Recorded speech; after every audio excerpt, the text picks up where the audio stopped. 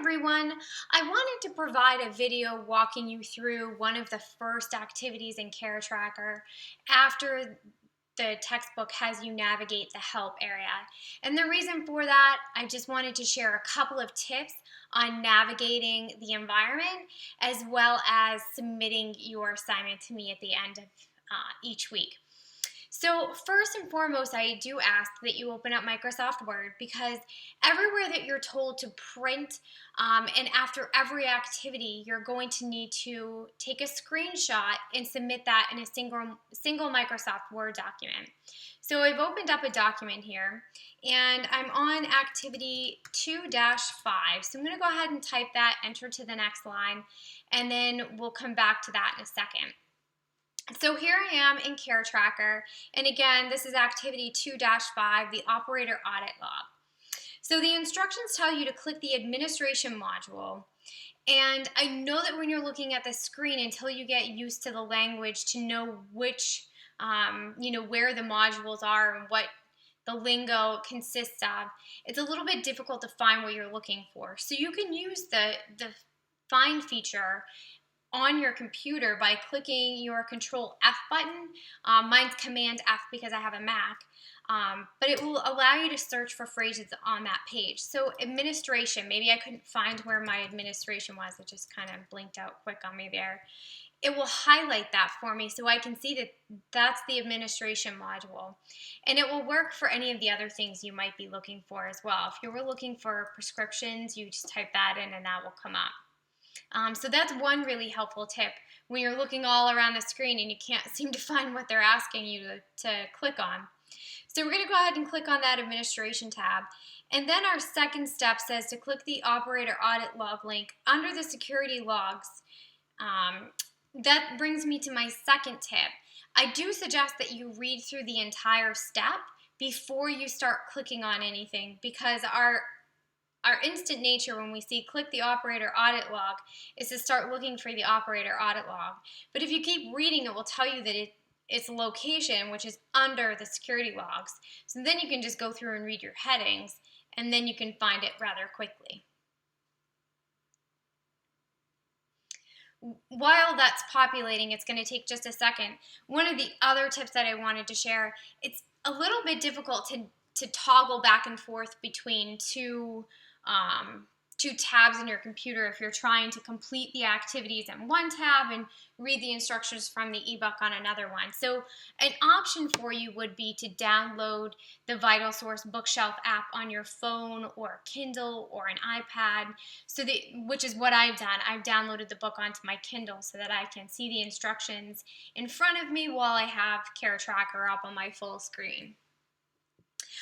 So here we are, and our next step tells us from the operator list, select the operator for whom you want to generate an audit log, which is the current operator. They want us to check ourselves. To see a log of all operator activities, you just leave as is. And you can see the operator is indicated right here, and this one has my login or my username. Yours should have your own username. From the type list, select the type of activity you want to view a log. Leave as select to view a log of all activities. If you were to click the down arrow, you'll see that you can pull up activities for certain tasks. So maybe someone entered a patient incorrectly for new patient registration. You could actually pull that task up and see who the last person working there was. We're going to leave it as is, and your instructions tell you that in the date boxes, it automatically defaults as the past 7 days, and we're okay leaving it that way. And then we're going to click the show log.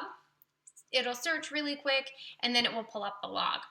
Now your instructions are going to tell you to print, but as I mentioned at the beginning, you're not actually going to print any of this. You're simply going to take a screenshot, and you are going to paste it into a Microsoft Word document. Once the image appears, you'll want to make sure that you're clicking the enter button so you can go to the next line, and then I believe the next activity that needs to print is 2-6, so you can type that there, and then you can keep saving this as you go along. So maybe you complete some of the exercises or some of the activities on Tuesday, you go back and you work a little on Wednesday, you can save as a single document. If you have a hard time uploading the work to the classroom, it could be the size of your document. One of the ways that you can shrink that size of the document is to click the Save As button, and make sure that you know where you're saving it to. And you can change the format to a PDF format. And then you'd title this, week 4 CareTracker activities, or whatever you want to call it, but you should include week 4 so you know where to find it. And then click the Save button. And then you'll find that instead of saving it as a Microsoft Word document, it saves it as a PDF file, and it's smaller, so that might submit more easily for you. If you still have a hard time and can't get it to upload, you can split your screenshots into 2 documents and then submit those 2 documents. But just make sure that you have a screenshot for every activity that you're completing. A couple other things I wanted to mention. This is a particularly finicky program. You do need to be using Internet Explorer.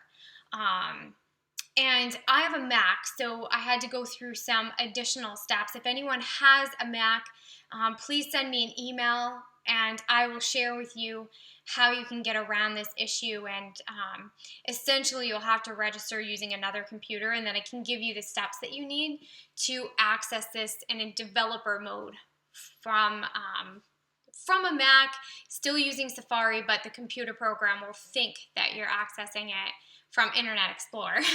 It's easier than it sounds. And if you should run into any trouble, something doesn't show up the way that you believe it's supposed to, try starting over fresh. But if it appears to be a tech issue, just make a note of that in your file, in your document. So let's say activity 2-6, let's say that I was supposed to click on a particular setting and that setting was not available. You can just type an explanation. Setting was not available. Or patient was not available, I think I said. Patient was not available. And that's fine. That might happen from time to time, and that's okay. You'll still get the basic idea of how to navigate an EHR system. I will tell you that when it says no current patient, if you actually have a patient pulled up, I've been told that that's an indication that the program is being a little finicky. So I haven't pulled up a patient though. So if this section is blank, that's a good indication that something in your settings isn't quite working as it needs to. But just do the best with what you have. If you have questions, let me know, and hopefully this video will be helpful to you. Thanks everyone, and I wish you all the best with your first week using Harris CareTracker.